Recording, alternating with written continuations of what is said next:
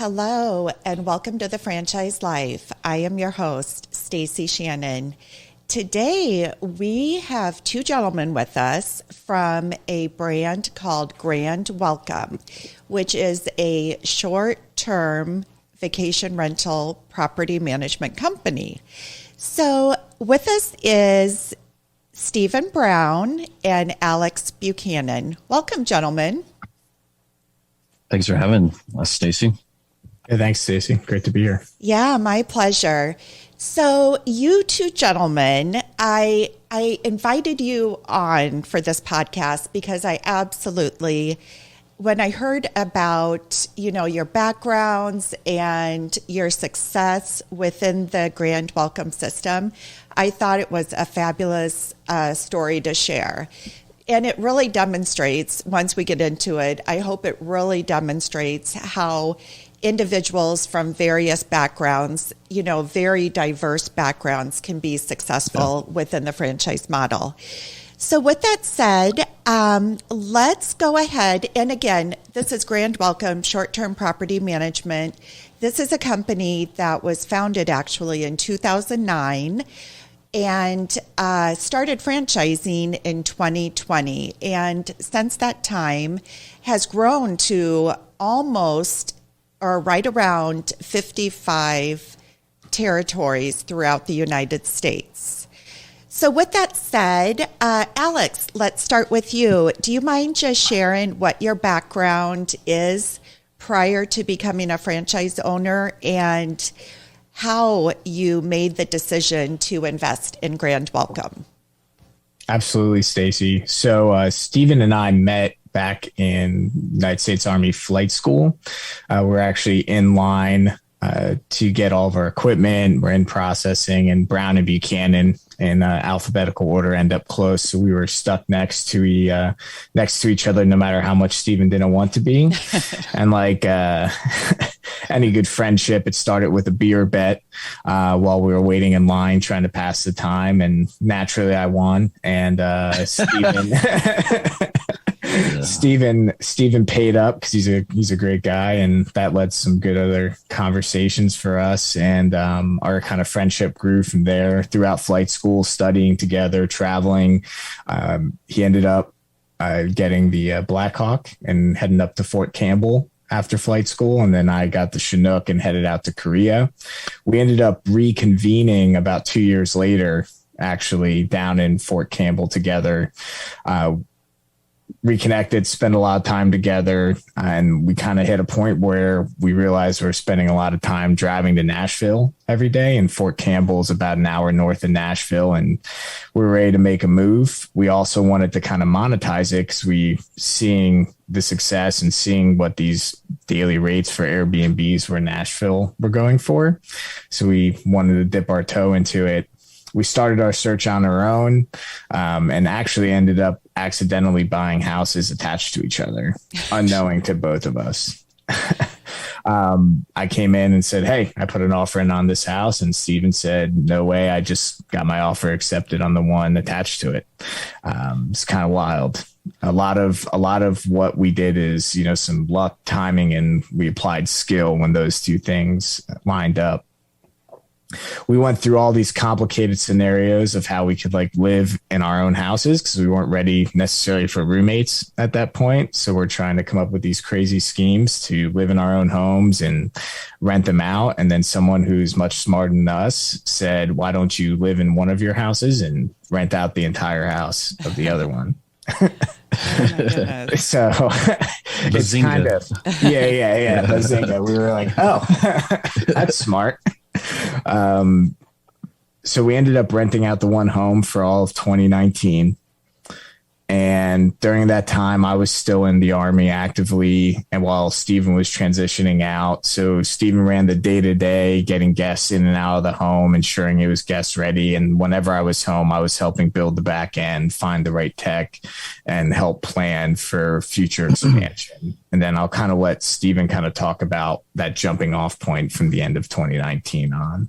Yeah.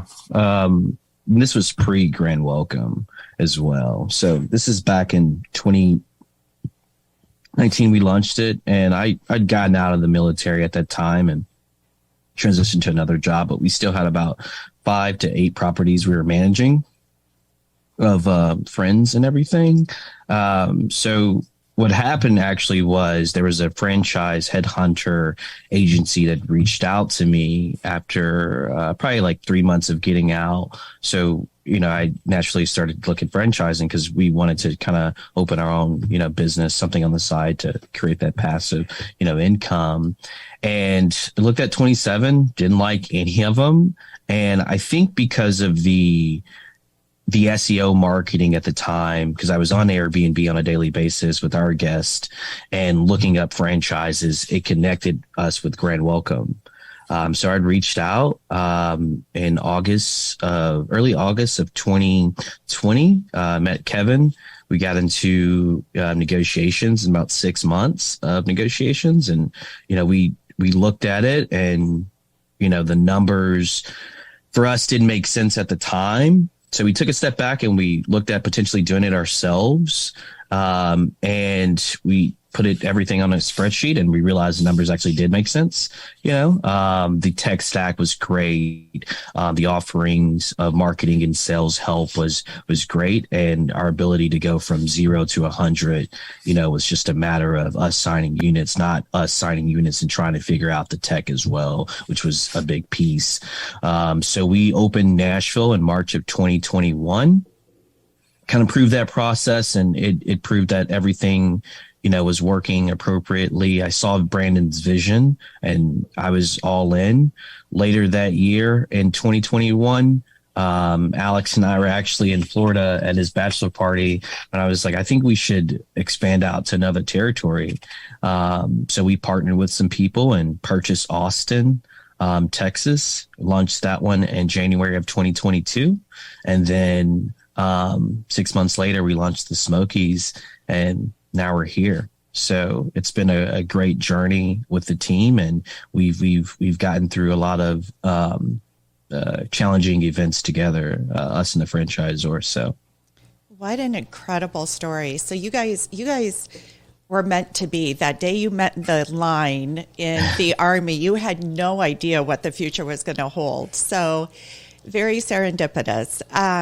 Love the story. And I love, you made a couple comments. So, one of them that you just touched on was at first you thought that you could just go out and do it on your own. You had been doing it with 5 or 8 properties, but once you ran the numbers and thought about the scalability and the attributes of the business model, then it didn't make sense. So that's, at that point, then that's what led you to believe that the franchise model was a good investment. Yeah, it could be. And it was also because you don't know what you don't know, right? So it's like, if I can take the 11 years that Grand Welcome was, open and up and running and learn as much as I can in a condensed timeline, I'll pay for that. So there were a lot of lessons learned that Brandon, initially started back in, I think it was 2009, that was brought to, given to us. And it gave us a lot of time back that we didn't have to go through those, same problems that he went through, previously. And it was also the partnership aspect of it. We're working through issues together, and we're continuously pushing, the brand, to the right direction. So Stephen and Alex, you guys then, given the timing of the franchise model launching in 2020, you guys must have been one of the first franchisees to sign on. I think technically we were the third. The third? We were the third franchisee to sign on. And Alex, you can probably give your perspective on it, because I was knee deep into it and you were looking at it from an outside lens. Yeah, it was very interesting when we first got rolling. I think my initial impression was that the tech stack, all the support that Stephen got to run the operation was incredible. And we're able to jump Nashville when he said, hey, we signed our first unit. And then a month or 2 later, he said, hey, we're at 20 units now.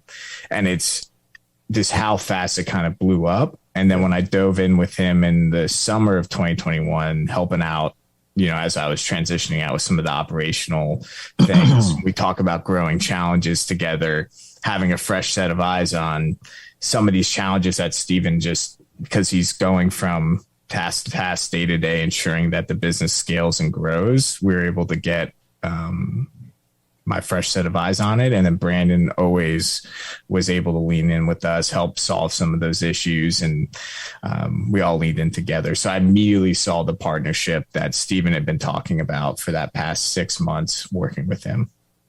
That's fantastic. And, I talk to a lot of individuals that are a little bit weary, I would say, of looking at emerging brands because there's not dozens of people out there that can validate the business model. So kudos to you guys for being visionaries and spearheaders in really understanding and taking that leap of faith. So let's transition a little bit. You started with Nashville. Within a year, you acquired Austin. 6 months later, you have your third territory. Alex, what does a day in the life look like for you as a franchise owner? Absolutely. So for us, we decided when we, about a year into Nashville, when we went to scale, Steven and I stumbled upon a book called Traction by Gino Wickman. And it was written to take pretty much all basic business principles and just distill them down to a very simple and scalable model.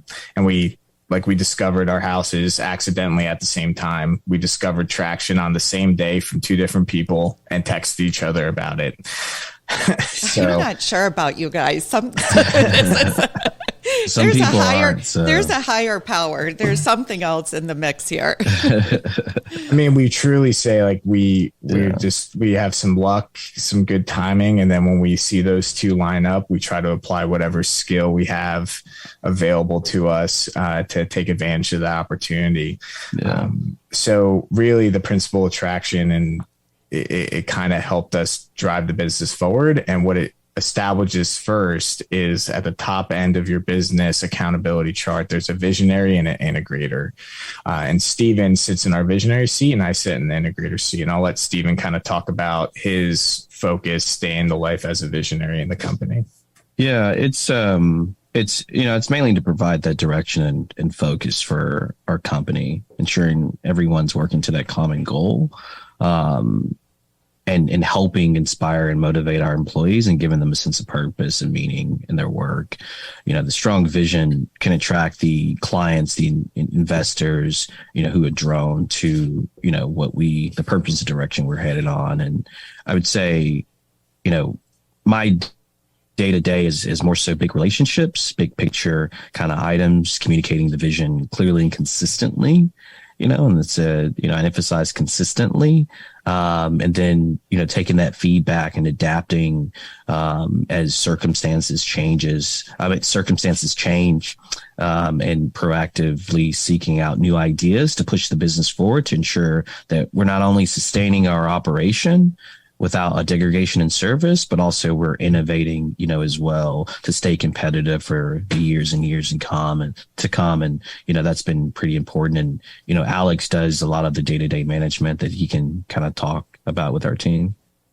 So absolutely. As the visionary, Steven is the why. And then as the integrator, I'm the how. So what are we going to do?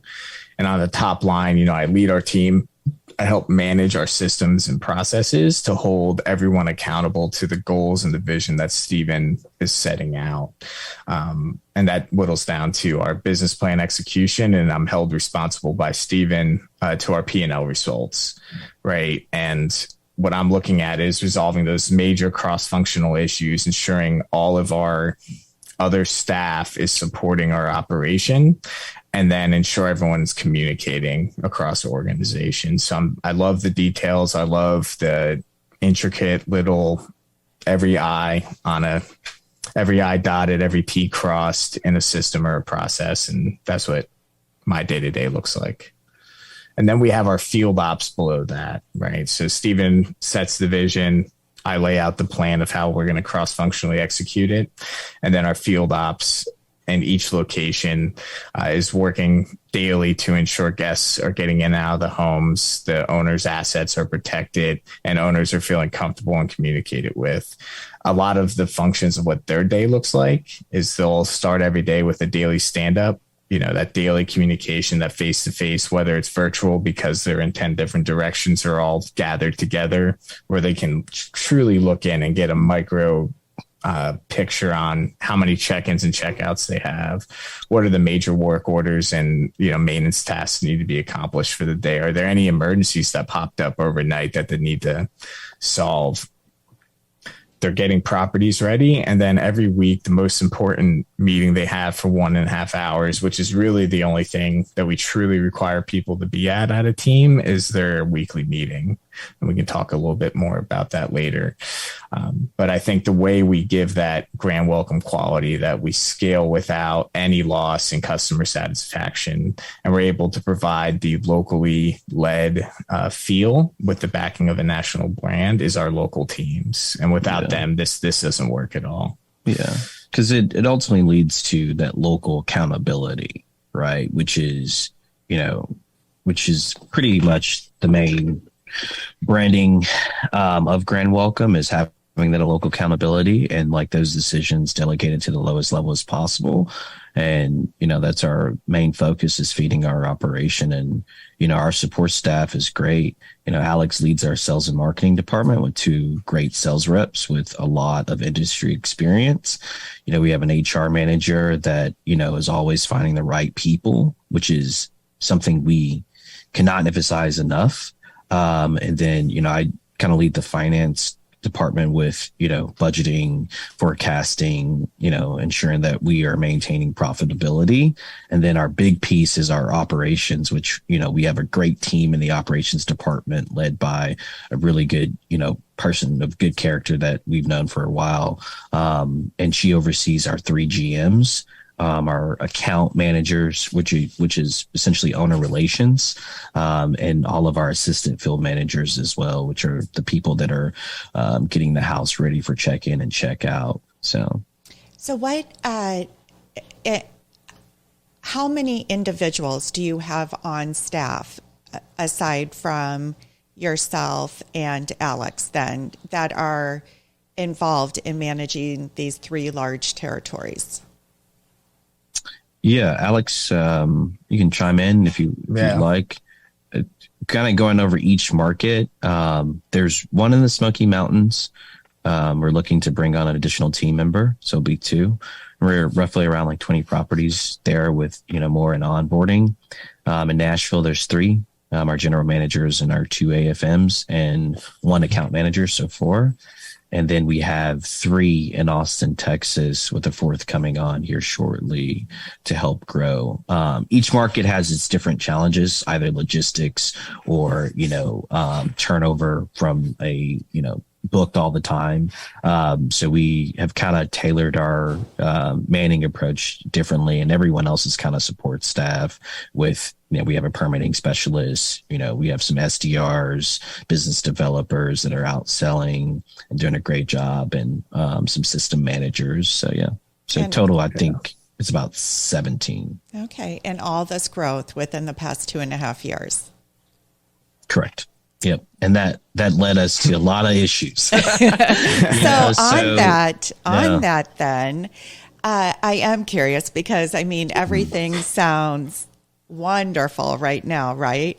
But business ownership is not easy. You have to have grit. It comes with its rewards, but it also comes with challenges. So let's talk through some of those challenges. Alex, do you want to just share, as new business owners in this business, what some of those issues you've faced are? Absolutely. It's kind of funny. I come downstairs from my office on a daily basis and go to my wife, who's much better and smarter than I am, and say, running a business is hard. And she goes, of course it is. So one of the major things is finding the right people and then keeping the right people. One thing we noticed when we jumped and scaled is we were figuring out what we wanted. What does the picture of the business look like? in 10 years, the vision aspect and what does it look like right now? And that was constantly evolving. And then to really understand, do you have the right people, is knowing truly what you want from a given seat, from a given position. And I think that just takes time, and a lot of challenge and learning has occurred over the last 9 months to truly know what we expected from people. And then in that is communication. So very clear communication from Steven through me to the team of what is the intent of what we're doing and exactly how we're going to do it.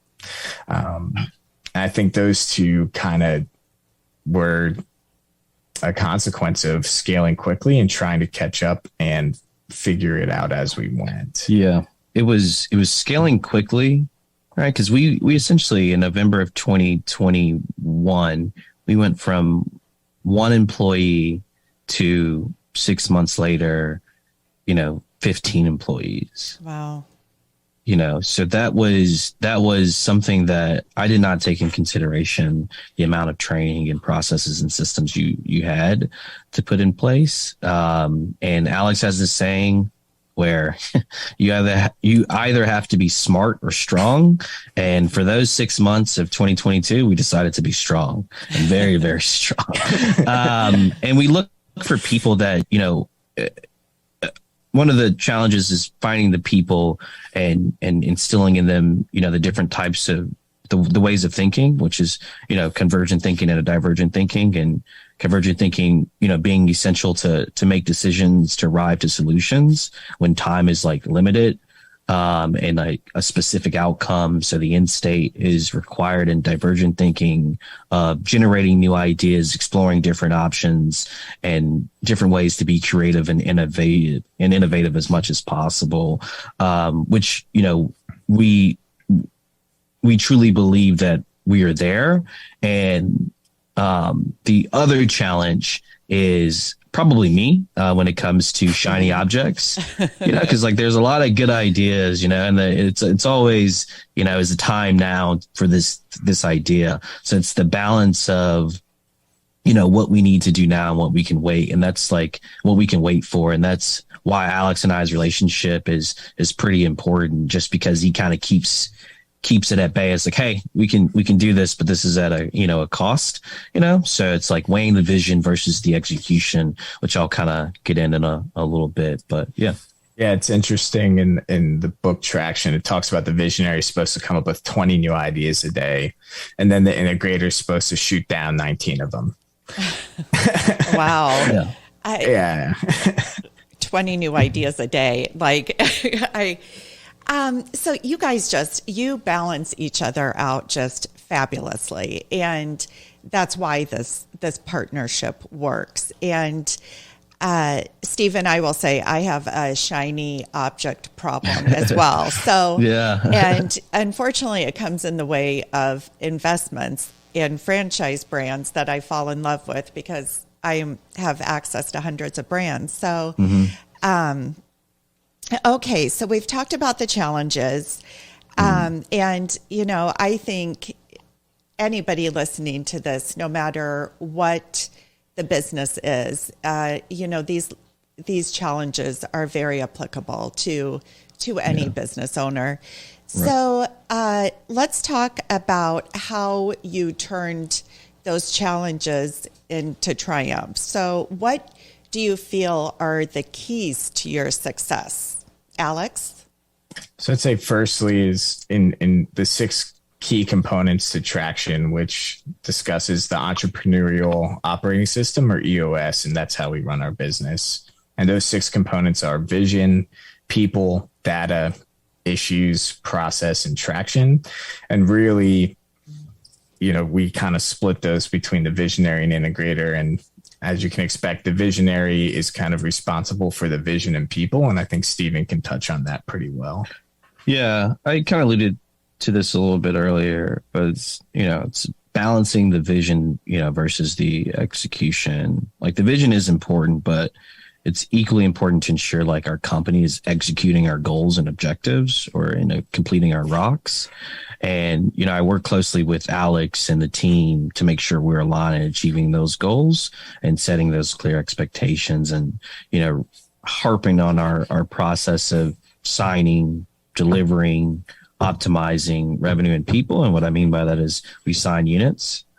So we get our leads and we convert them and win them over. We deliver the units to the market.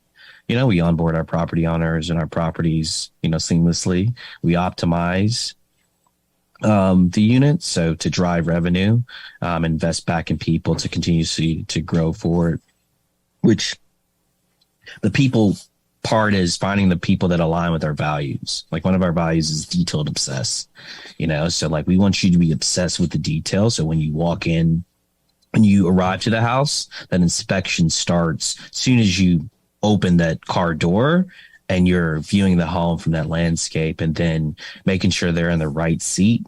They get it, they want it, and they have the capacity to do it. They clearly understand their roles and responsibilities. And that's kind of, what we push, and continuously incentivizing those people to grow with the business, to learn, to be obsessed, to be passionate, So that's mainly the two components that have been successful that I'm responsible for. Alex is responsible for the other four. You got it off easy then. I did. Oh, yeah. So starting with data, and actually we brought in a project and systems manager who's been absolutely excellent, is helping us build out our owner relations team. But the first thing she identified to us is we need a pulse on our business. And it kind of helped us recalibrate what Traction said in the data section. So data being huge. How do we get a weekly pulse on our business as Stephen and I continue to grow the business and get away from the day-to-day details?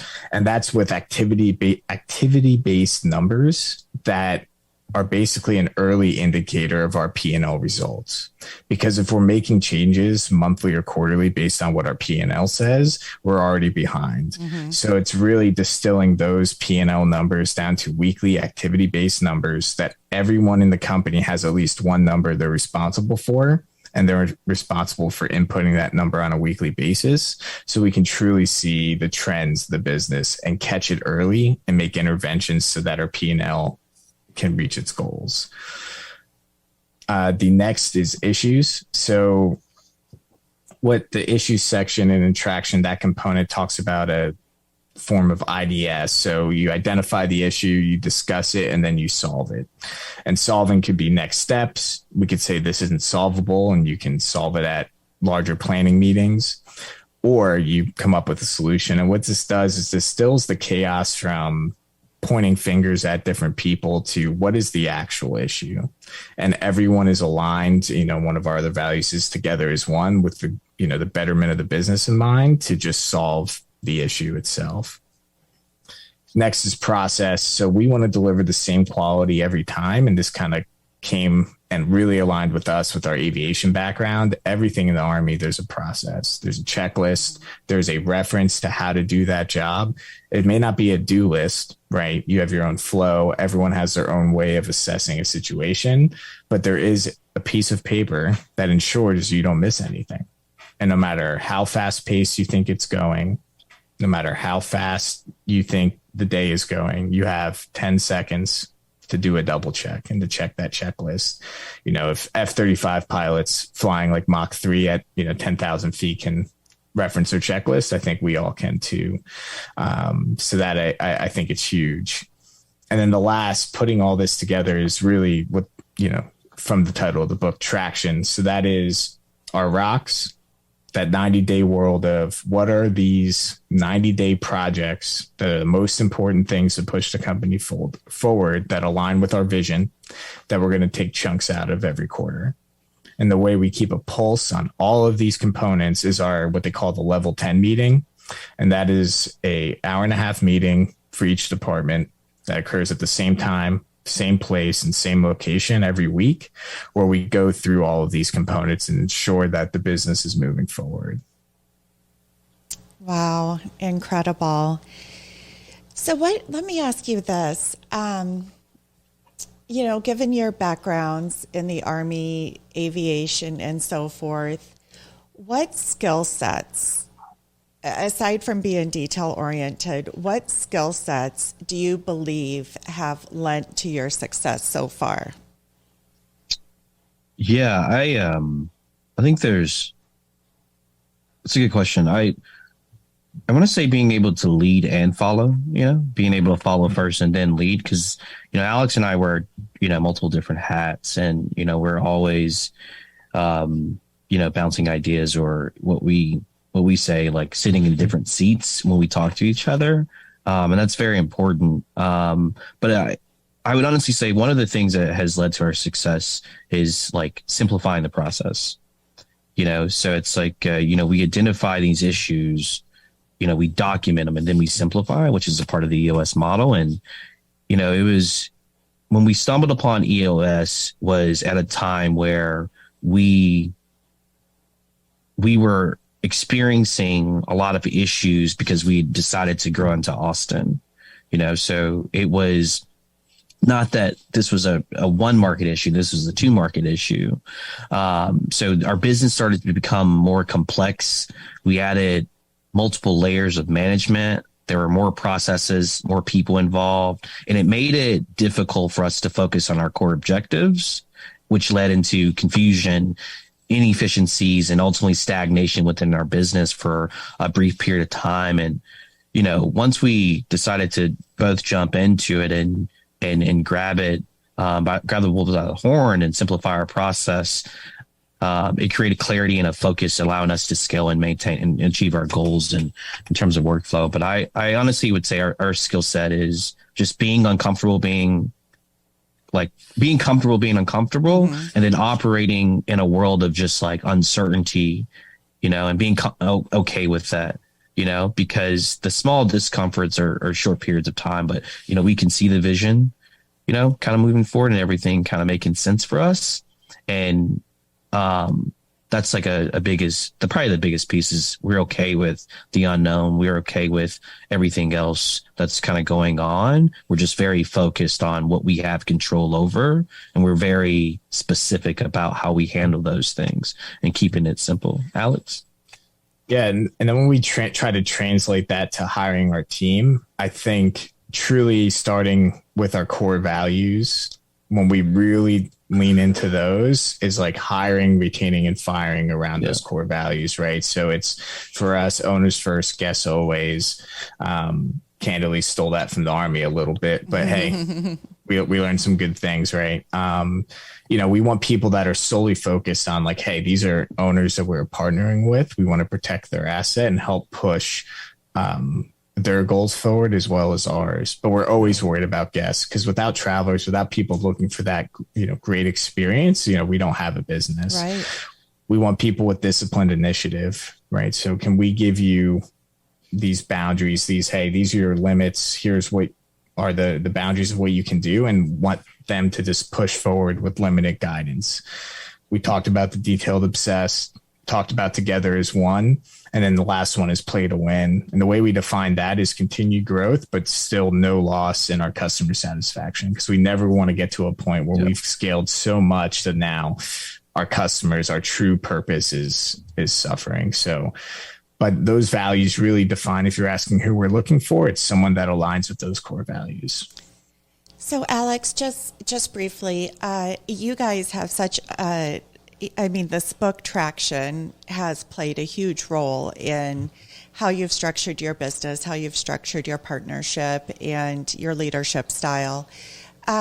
What support, and you guys lean on each other a lot, as naturally you should as partners, but, just briefly, what support has been given by the franchisor in this sense to help you grow and learn through some of these challenges and your expansion? So when it comes to Traction, one of the two people that introduced Traction to Stephen and I was one of the leaders in the Grand Welcome corporate team, because they are operating on the principles of Traction in that system. They have provided us a system to implement Traction as well. I think that guidance and input that help us perfect the way we operate Traction has been huge. And I think Stephen can talk on, his very unique relationship with Brandon and that ability and their partnership to I mean, the lessons learned have been incredible. And Brandon is, just real briefly, Brandon Ezra is the founder and CEO of Grand Welcome. Yeah, he's been a great mentor to myself in particular, and to just the organization as a whole. I can always reach him on our direct messaging system, send him an email, and he always responds and can offer that kind of guidance, needed. I think that the way we're moving forward, in 2023, I have to stop and look at what year it was. I was like, is it 2022 still? In 2023 is we're solving these issues together.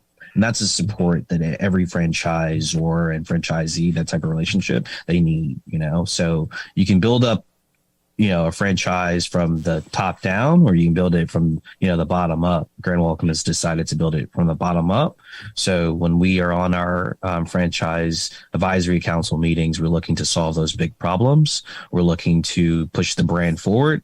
We're looking to, be the front runners and the leaders of, in this industry, because I think he's truly cracked the code on how to scale this business, and not degrade your service, your quality of service to your customers, who without them, we don't have a business, offering the great experiences to guests, and also having that local accountability, which is needed, that local community involvement, which is needed. We have all these tourism dollars, and we want to invest back in our local communities as we kind of push forward, and we want to be professionals about it. So our relationship has been great, and they brought on some industry killers, when it comes to sales and marketing, in addition to some of the leaders on that team. Everyone has the same vision in mind when it comes to pushing the business forward. So that's where the support has truly come. It's a true partnership. So.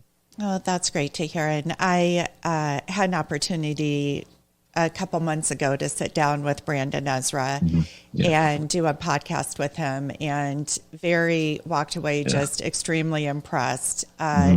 Grand Welcome is definitely his baby, and he is 100% committed to making it and you guys as franchisees successful. All right. Last question. So we have the visionary as Stephen. So Stephen, what are the long-term goals for you? For us, I think we're really focused on diving deep into our current markets. We are looking at other markets, but we just want to codify our processes, and, continuously dive deep within our local markets. So there's a lot in my brain right now. There's a lot of shiny objects. I know my team's going to listen to it, so I don't want to say, but I mean, there is some growth opportunities that we want to take advantage of as we continuously prove it that, we can run a market, not, locally be involved with the day to day, keep a pulse in our business, continuously to offer good service and push forward. So I think we're going to focus on that for the time being. So. Great. Any last words from you, Alex? No, I really appreciate the time today, and sitting down, and this has been great, and appreciate everyone, and Stephen, our visionary, pushing our business forward. Yeah. So when he brings those 20 new ideas to you, then you have to shoot 19 of those down. So. Oh yeah, I've learned how to say no in a way that I think one thing on our relationship is that we have navigated and learned how to hear each other out and then disagree in a less combative way. And I think every time we have that conversation, it gets less and less combative. And I think the one major key to our business partnership is resolution. That, like Stephen said, we're not afraid of being uncomfortable. We're not afraid of uncomfortable conversations or conflict, but the mutual respect and always seeking resolution, I think allows us to continue to grow as business partners as well. That is so powerful. Well, thank you guys so much for spending the time with me today to share your story. Again, it's, I really many times just focus on the brands, but it's individuals like you that I work with day in and day out that are looking to fulfill their dreams of business ownership. And I love a good success story. So again, thank you very much for your time, Stephen and Alex. And wish you guys nothing but the best, and I'll continue to keep an eye on you.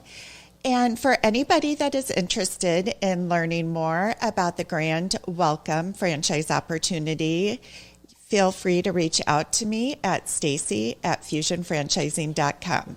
Thanks, and have a great day.